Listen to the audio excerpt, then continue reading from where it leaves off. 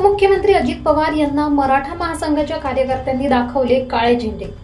उपमुख्यमंत्री अजित पवार सोमवारी जालना जिल्हा दौऱ्यावर असताना मराठा महासंघाच्या कार्यकर्त्यांनी त्यांना काळे झेंडे दाखवले। संतोष देशमुख, सोमनाथ सूर्यवंशी हत्या प्रकरणातील आरोपींवर कठोर कारवाईच्या मागणीसाठी हे काळे झेंडे दाखवले। भोकरदन नाका परिसरात हॉस्पिटलच्या उद्घाटनासाठी जात असताना अजित पवारांना काळे झेंडे दाखवण्यात आले।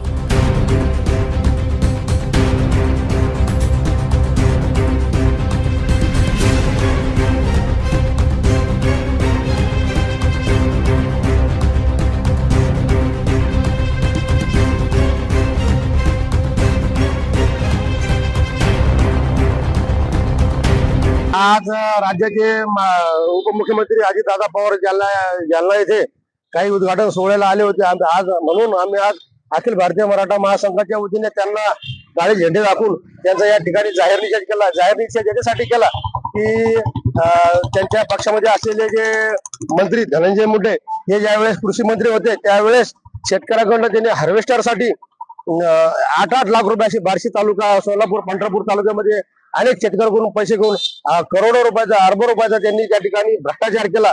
तसे बीड जिल्ह्यामध्ये जे आतंक